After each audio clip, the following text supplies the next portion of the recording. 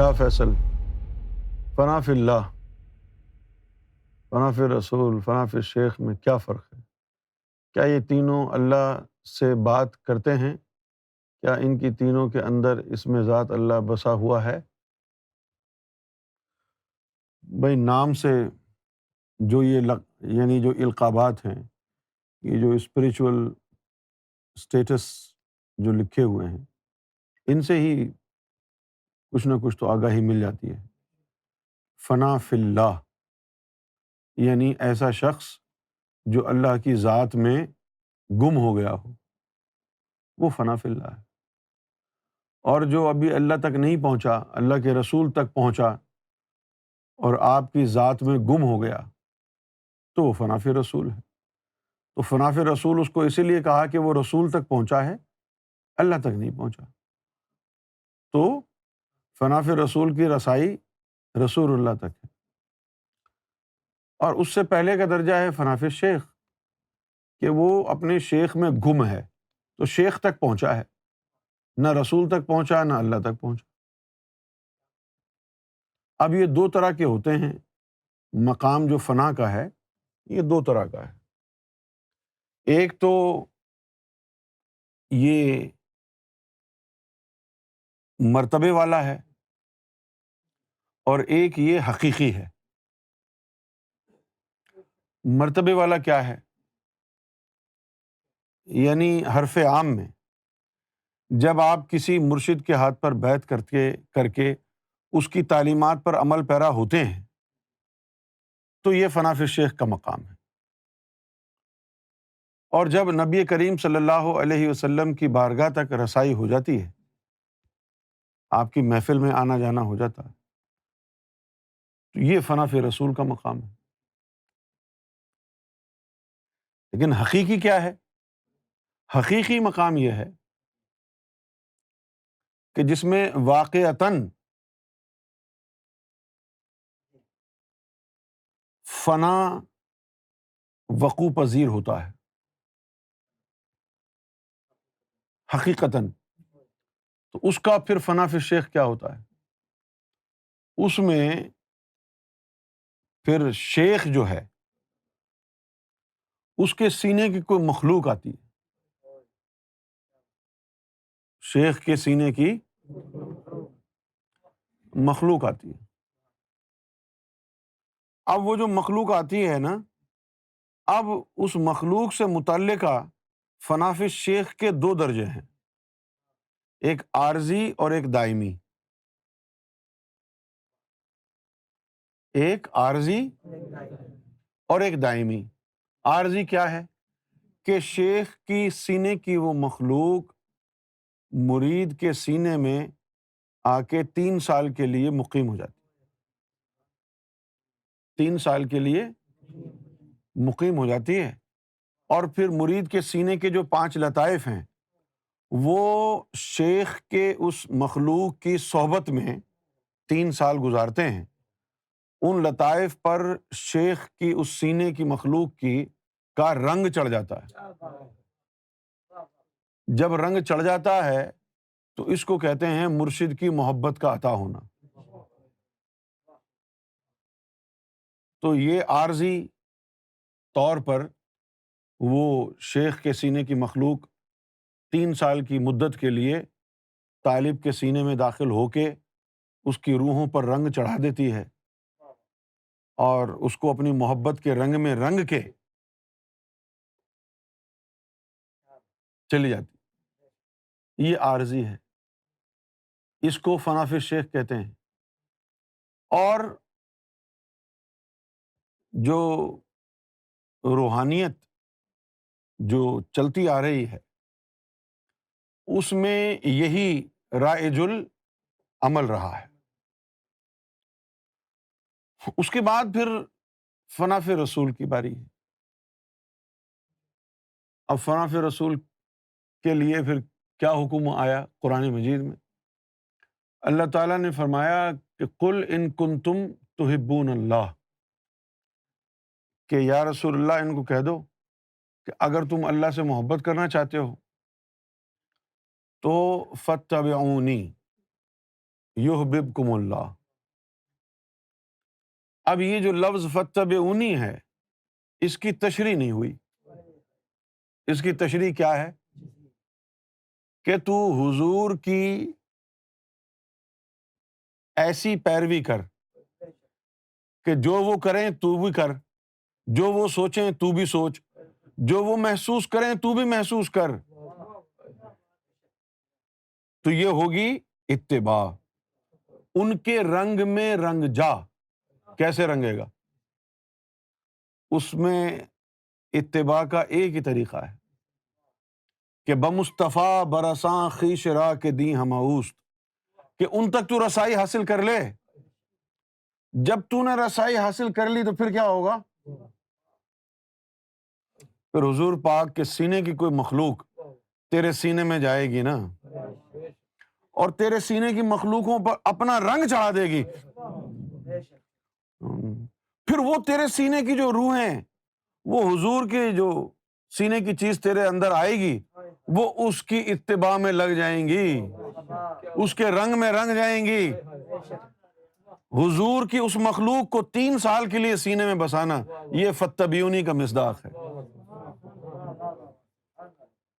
جب تو اس پر پورا اتر جائے گا، تیری اندر کے سینے کی مخلوقیں حضور کے رنگ میں رنگ گئی، تو اب کیا ہوگا؟ یحببکم اللہ۔ اب اللہ تعالیٰ تم سے محبت کرنے لگ جائے گا۔ پھر کیا ہوگا؟ پھر کیا ہوگا؟ اس کے بعد فرمایا، قرآن کو سمجھنا ہر آدمی کے بس کی بات نہیں ہے۔ اس کے بعد فرمایا یحببکم اللہ۔ پہلے تو مشورہ دیا، تم اللہ سے محبت کرنا چاہتے ہو، چلو ادھر آ جاؤ، کیا کرو؟ اس مقام تک پہنچو، حضور تک رسائی حاصل کرو۔ پیروی تیرے جسم نے نہیں کرنی، نہ تو تیرے جسم کی رسائی حضور سے ہو سکتی ہے، نہ تجھے نظر آ رہا ہے وہ، تو پھر پیروی کس کی کرے گا؟ وہ جو تیرے سینے میں تیری روحیں آباد ہیں، وہاں حضور کا آنا ہو۔ جس طرح مدینہ آئے تھے نا حضور، اس طرح وہ تیرے سینے میں آئے۔ پھر مولوی اور صوفی میں یہی ہوتا ہے نا، مولوی کہتا ہے کہ مدینے کو جائیں یہ جی چاہتا ہے، صوفی کہتا ہے میرا دل ہی مدینہ ہے۔ صوفی کہتا ہے وہ میرے دل میں رہتے ہیں، میرا دل ہی مدینہ ہے۔ تو تیرا دل مدینہ کب بنے گا؟ تو 1,00,000 دفعہ مدینہ جا، بھئی تیرے مدینے جانے سے تیرا دل تو مدینہ نہیں بنا نا، تو پھر تیرا دل مدینہ کب بنے گا؟ بھئی جب مدینہ مدینہ بنا تھا، مدینہ مدینہ کب بنا تھا؟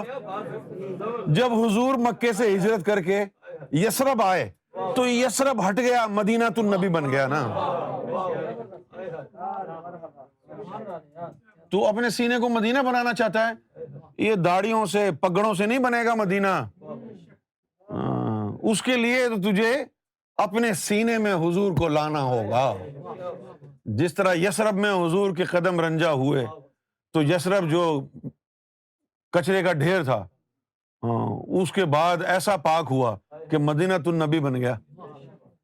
کب بنا؟ جب حضور وہاں آئے۔ تیرا سینہ بھی مدینہ تبھی بنے گا نا جب حضور ادھر آ جائیں گے۔ اچھا، اب حضور کیسے آئیں گے؟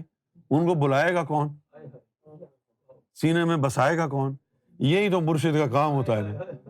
آج کل تو ایسے ہی مرشد بنے ہوئے ہیں، کوئی سیفی کوئی کیفی۔ وہ جھٹکے مارنے سے ولایت تھوڑی ملتی ہے، نہ جھٹکے مارنے سے کوئی ولی بنتا ہے، نہ کوئی عشق رسول آتا ہے۔ یہ تو ڈرامے بازی ہیں، یہ تو ان کے کام ہیں جو اس امت سے خارج ہو چکے ہیں، اور اب انہوں نے کسی نے دیوبندیت کے نام پر اپنا جہنم کا پالا ہوا ہے، اپنے پیٹ کا جہنم بھر رہے ہیں، کوئی بریلوی کے نام پہ، کوئی اہل حدیث کے نام پہ۔ یہ سب اسلام اور یہ سب کچھ دین نہیں ہے۔ دین یہ ہے کہ تیرا دل کعبہ بنے، تیرا سینہ مدینہ بنے۔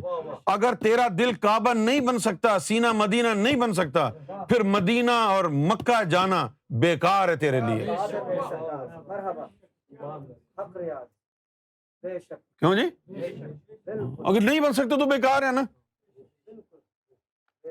مرشد کا کام یہی ہے کہ تیرے سینے کو وہ مدینہ بنا کے چھوڑے.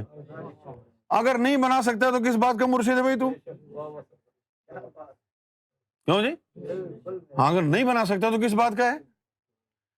اس درجے تک پہنچائے حضور پاک اپنا کوئی جسہ، سینے کی مخلوق، جسے سے مراد یہاں پر ہاں سینے کی مخلوق میں سے کسی کا جسہ یعنی قلب کا.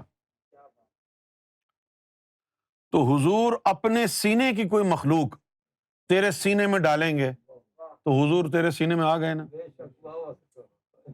اب 3 سال وہاں رہیں گے وہ مخلوق 3 سال وہاں رہے گی، رہ کے کیا کرے گی؟ قرآن پڑھائے گی؟ صرف رہے گی، تیری روحوں کو چمٹا کے رکھے گی. تیری روحیں حضور کی اس مخلوق کا طواف کرتی رہیں گی. محفل شاہی میں گوہر شاہی ہونا چاہیے، بزم ہستی میں صدارت جب گوہر کی ہو گئی. بزم ہستی یہ ہے نا سینہ. ایک محفل تو یہ لگی ہوئی ہے نا، اس میں تو آ سکتا ہے، بیٹھ سکتا ہے، لیکن ایک محفل وہ ہے جو تجھے اندر لگانی ہے. اس محفل میں آنا ہوگا نا ان کا. اس محفل میں تو آنا آسان ہے، وہ جو اندر کی محفل ہے اس میں. تو اگر وہ آ گئی تو پھر کیا ہوگا؟ پھر حضور صلی اللہ علیہ وسلم کا جو جسہ مبارک ہوگا وہ تیرے سینے کی مخلوقوں کو چمٹا لے گا. جب وہ ان کو چمٹا لے گا تو ان کے اوپر حضور کی مخلوق کا رنگ چڑھ جائے گا. وہ جو رنگ چڑھے گا نا وہ فتبعونی ہوگا. اس رنگ کو دیکھ کے اللہ تجھ پر فریفتہ ہوگا کہ یہ میرے حبیب کے رنگ میں رنگ گیا ہے، تو خود بخود محبت ہو ہی جائے گی نا.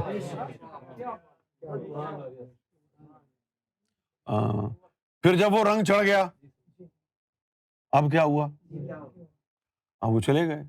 3 سال رہ کے وہ مخلوق چلی گئی، رنگ چڑھ گیا، تو اب فنا فی رسول کے مقام پر فائز ہو گیا. اور اس کے بعد کیا ہوا؟ وَيَغْفِرْ لَكُمْ ذُنُوبُكُمْ.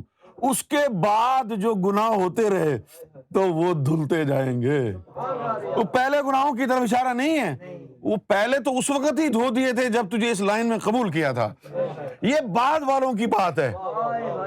اس مرتبے کے ملنے کے بعد اگر کچھ ہو گیا اس کے تو کوئی گناہ ہی نہیں ہوتے نا. اس کے جو آس پاس جو بیٹھے ہوئے ہیں آگے تم میرے تمہارے جیسے، تو ان کے گناہ جھڑنا شروع ہو جائیں گے. وَيَغْفِرْ لَكُمْ، کہ پھر وہ معاف کر دے گا تیری خاطر ذنوبکم، تمہاروں کے جو گناہ ہوں گے. وہ اللہ غفور الرحیم. تو اللہ کا نور تو یہی ہے، وہ غفور الرحیم ہے، وہ گناہوں کو دھوتا ہی ہے. یہ تو اس کا کام ہے، کوئی بڑی بات نہیں ہوگی. یہ واللہ غفور الرحیم، یہ تو اس کی فطرت ہے، دونوں گناہوں کو صاف کرنا، پاک کرنا. یہ فنا فی رسول کا مقام ہو گیا. اب پھر فنا فی اللہ کیا ہے؟ فنا فی اللہ یہ ہے، اب یہاں فنا بھی 2 طرح کے ہیں. ایک فنا تو یہ ہے کہ جب تجھے دیدار الہی ہو گیا تو وہ تجلی پڑے گی تیرے اوپر، وہ دل کے اوپر پڑے گی تو وہ شہید ہو جائے گا.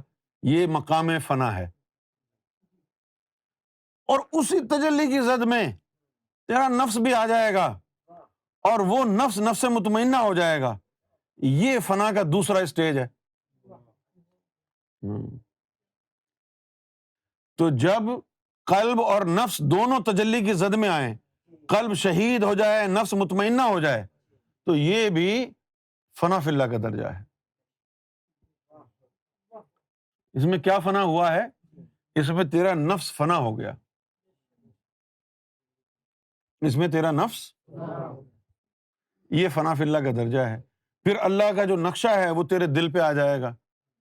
اس دل پہ آئے ہوئے اللہ کے نقشے پر اللہ 360 تجلیاں ڈالے گا. تو ایک تو یہ ہے فنا فی اللہ کا بائی ڈیفینیشن رتبے والا فنا فی اللہ.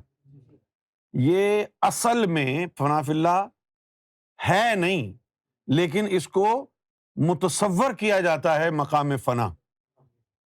جو اصل فنا ہے نا، وہ میں آپ کو بتاتا ہوں۔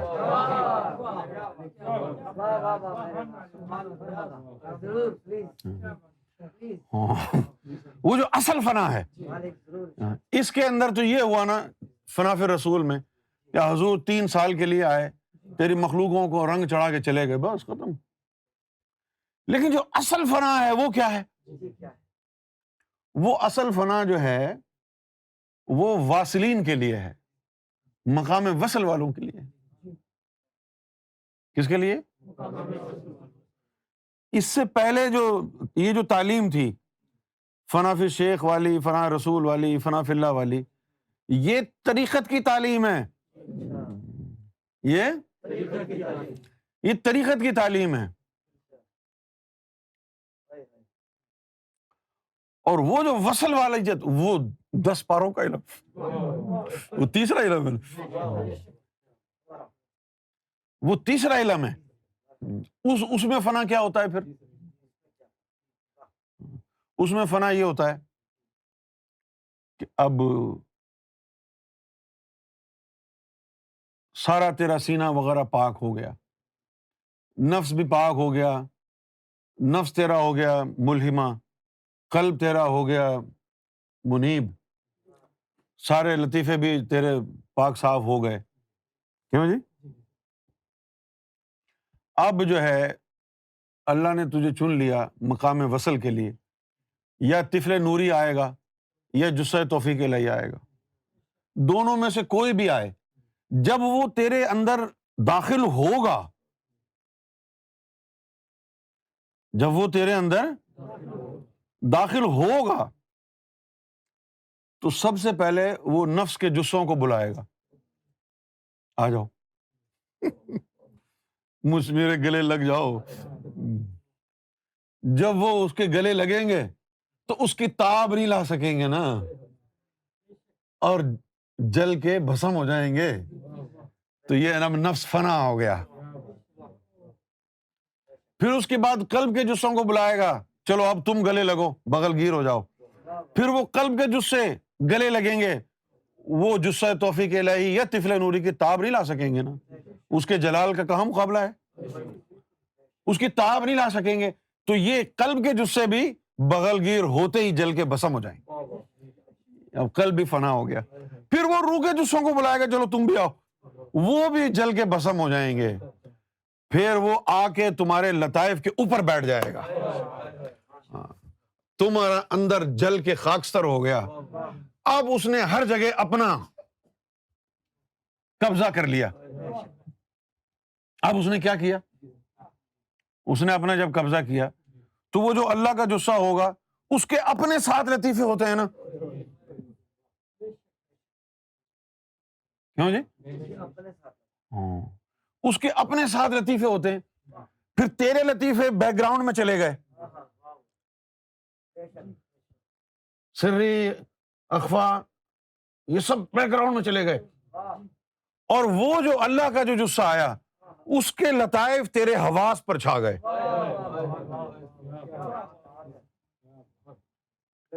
ایک جگہ لکھا ہوا تھا کہ مقربین ہوتے ہیں، سیئات المقربین، یہ جو مقربین کے جو گناہ ہیں یہ حسنات الابرار سے بھی زیادہ بلند ہیں۔ اب ہم پریشان ہو گئے کہ بھئی مقربین گناہ کیوں کرتے ہیں؟ تو پریشانی کی بات تھی، یہ راز پتہ نہیں چلا تھا کہ مقربین کے گناہ کیا ہوئے۔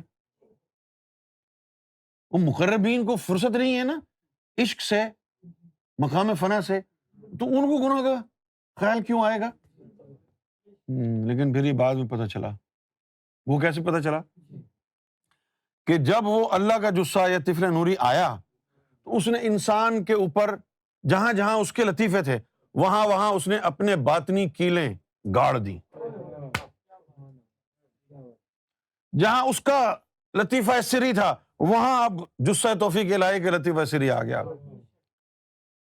جہاں اس کا قلب تھا وہاں اب اس کا آ گیا، اس کے اوپر اس نے میخیں لگا. جس طرح پاکستان میں کسی کا پوسٹر لگا ہوا ہے، تم نے الرا کا پوسٹر لگا دیا، ایسے ہی نا، اسی طرح وہ تمہارے اوپر جو ہے چھا گیا. تبھی تو اس نے کہا نا کہ میں اس کے ہاتھ بن جاتا ہوں جس سے وہ پکڑتا ہے، میں اس کے کان بن جاتا ہوں جس سے وہ سنتا ہے، میں اس کے آنکھیں بن جاتا ہوں جس سے وہ دیکھتا ہے. وہ یہ والی آنکھیں نہیں بنتا ہے، یہ حواس کی بات ہو رہی ہے، یہ بصیرت کی، یہ سماعت کی بات ہو رہی ہے. وہ سماعت اور بصیرت کہاں سے آئی ہے؟ ان لطیفوں سے آئی ہے. جب وہ آ کے ان کے اوپر سوار ہو گیا تو اب جب ان کے ساتھ لطیفے ہوتے ہیں تو اس کے اندر نفس قدسی بھی ہوتا ہے. تو پھر ایسے بندے نے اگر کوئی غیر شرعی کام کیا تو مذہب کے نزدیک تو گناہ ہی ہوگا نا، لیکن وہ جو لطیفہ نفس ہے وہ تو جثہ توفیق الہی کے ساتھ آیا تھا، اس میں میرا کیا قصور ہے بھائی؟ اس میں میرا کیا قصور ہوا؟ جس طرح وہ تھے باعث بستامی رحمۃ اللہ، ان سے پوچھا کہ تم بڑے بہادر آدمی ہو. انہوں نے کہا وہ کیسے؟ میں نے کہا ہم تو اتنی جرت نہیں رکھتے کہ کوئی ایسا کام کریں کہ رمضان کے مہینے میں ہاتھ میں روٹی پکڑ کے نکل جائے. تم نے تو کر لیا. تو کہے میں نے نہیں کیا. وہ جو طفل نوری کے اندر جو تھا نا لطیفہ نفس، یہ اس کی خواہش تھی، وہ پاورفل تھا. اس نے کہا کہ لاؤ ادھر دو، میں ابھی تمہاری مسئلہ حل کرتا ہوں نفس کی گردن کا. اس نے کرا دیا نا. کہنے لگے میرا نفس تو بالکل ہی زمین سے لگ گیا تھا، میرے نفس میں اتنی ضرورت کہاں ہوتی. وہ جو طفل نوری صفاتی آیا تھا، یہ اس کے اندر جو قدسی نفس کی صفات تھی نا، یہ اس نے کیا ہے، مطلب میری تو ضرورت نہیں ہو سکتی تھی. وہ جو قدسی نفس اس کے اندر آ گیا تھا اس کی وجہ سے. تو اب یہ جو وصل والے ہوتے ہیں یہ مقام فنا پر اس طرح فائز ہوتے ہیں کہ وہ اللہ کی جو مخلوق ہے، اللہ کی جو وہ چیز ہے، وہ آ کے ان کے نفس، روح اور قلب کے جسوں کو بھسم کر دیتی ہے اور خود ان کے سینے پر بیٹھ جاتی ہے. تو عام آدمی کے 7 لطیفے ہوتے ہیں تو ان لوگوں کے 14 لطائف ہوتے ہیں. کتنے؟ ان کے 14 لطائف ہوتے ہیں. اور حضور صلی اللہ علیہ وسلم کے 21 لطائف تھے، 7 ان کے، 7 طفل نوری کے اور 7 جثہ توفیق الہی کے. تو 7 یا 21 لطیفے ہو گئے نا. اب اگر ان کا بھی کوئی فنافی رسول بنے گا تو کیسے پتا چلے گا تم کو کہ یہ جو فنافی رسول بنا ہے اس کے اندر اس کی محبت کا تعلق حضور کے اپنے قلب سے ہے یا طفل نوری کے لطیفہ قلب سے ہے، یہ جثہ توفیق الہی کے لطیفہ قلب سے ہے. کیونکہ جب ہم کو سرکار امام مہدی گوھر شاہی سے فیض ہوا تو 3 دفعہ فنافی شیخ بنایا. 3 دفعہ فنافی شیخ بنے. ایک دفعہ فنافی شیخ بنایا تو نطفہ نور ڈالا، سینے کو باہر، سینے سے باہر قلب کو نکالا، مجھے فنافی شیخ ہوا. پھر چند سال گزر گئے، پھر دوبارہ اسی طرح کا ایک واقعہ ہوا اور کہا اب تم فنافی شیخ بن گئے ہو. تو میں نے کہا پہلے بھی تو بنا تھا. تو 3 دفعہ یہ ہوا.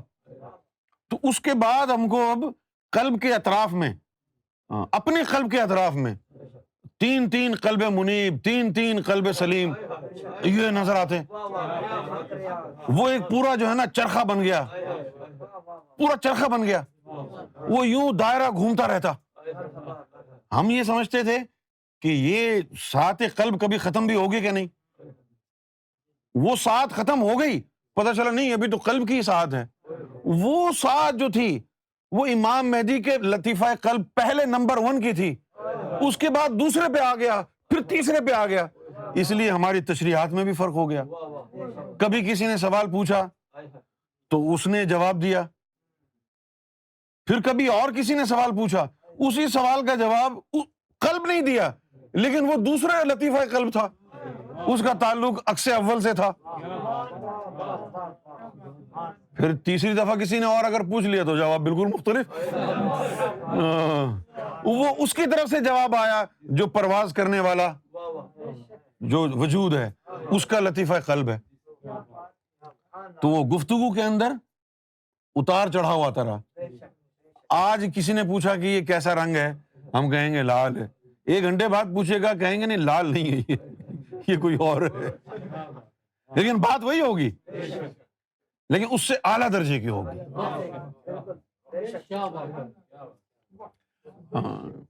پھر اگر حضور پاک کا کوئی فنافی شیخ ہوا, حضور پاک کا کوئی فنافی شیخ, حضور پاک کا فنافی شیخ کون ہوتا ہے؟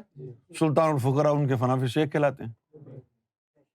اور جو امام مہدی کا فنافی شیخ ہوگا وہ سلطانوں سے بھی افضل ہوگا.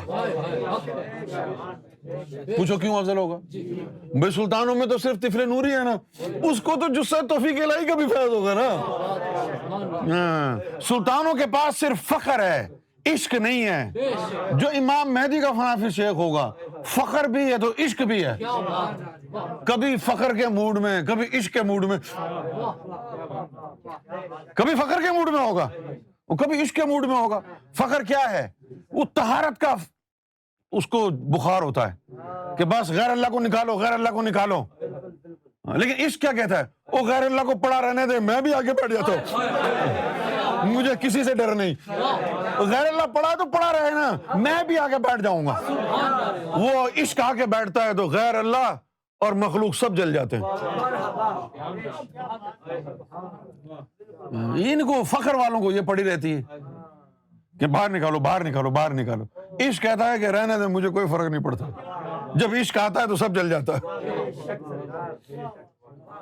تو یہ امام مہدی کا جو فنافی شیخ ہوگا اس کے 3 پرت ہوں گے. امام مہدی کا جو فنافی شیخ ہوگا, یہ تو ضم کا معاملہ ہو گیا.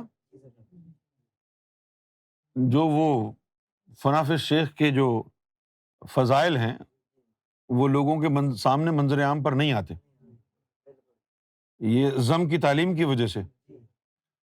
اگر وہ ضم کی تعلیم نہ ہوتی, صرف فنافی شیخ کا درجہ ہوتا تو تمہارا دماغ گھوم جاتا. اور تمہارا دماغ گھوم, وہ کیسے گھومتا؟ جو طفل نوری سے جو فیض ہوا فنافی شیخ کو, جب وہ ساتھ آتی تو وہ کہتا چلو ٹھیک ہے, سب کو تراویح میں کھڑا کر.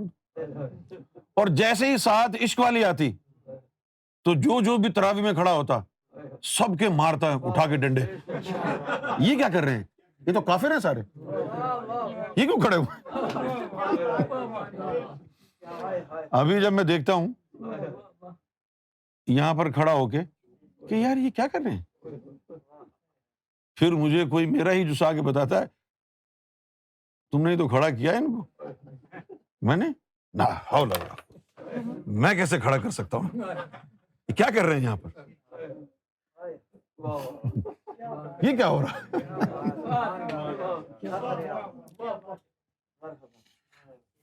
لیکن وہ ضم کی وجہ سے پھر وہ سب جو ہے نا وہ دب جاتے ہیں, کیونکہ جو ضم کی بات ہے نا وہ تو اعلیٰ ہے. ضم کا کیا نعرہ ہے؟ الرضا فوق القضاء.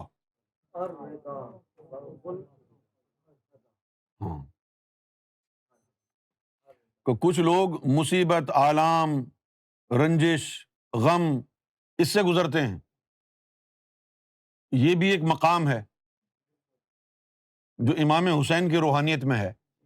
امام حسین کی روحانیت میں اور ہماری روحانیت میں یہی فرق ہے کہ وہ جو تھے وہ نعرہ لگاتے تھے کہ ربی قضائی کا, کہ میں تیری قضا پر راضی ہوں. اور ہمارا جو نعرہ ہے وہ ہے رضائی کا, ہم تیری رضا میں راضی ہیں.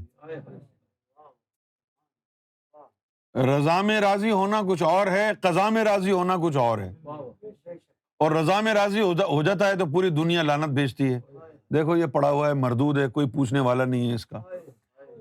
اور یہ نہیں پتا کہ وہ اس کی رضا کے اوپر پڑا ہے, کیونکہ وہ رضا میں راضی ہے. جس حال میں تو رکھے, جس حال میں تو رکھے. نہ وہ دعا کر سکتا، نہ وہ رضا میرا، جو اس کی مرضی ہے.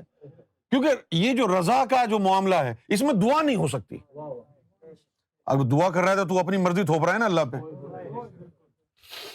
کیوں بھائی؟ تو رضا کیا ہے؟ چپ ہو جا، جو بھی ہو رہا ہے اس کی مرضی سے اس پہ راضی رہے. تو ہمارا جو سلسلہ ہے اس کے اندر ہم رب کی مرضی پر یعنی ٹک جاتے ہیں کہ جو رب کی مرضی ہے بس وہ ہمارا مذہب ہے. جو رب چاہے. بندے کی کیا مرضی ہوتی ہے؟ رب کی مرضی کا غلام ہو جاتا ہے وہ، جو رب کی رضا ہو.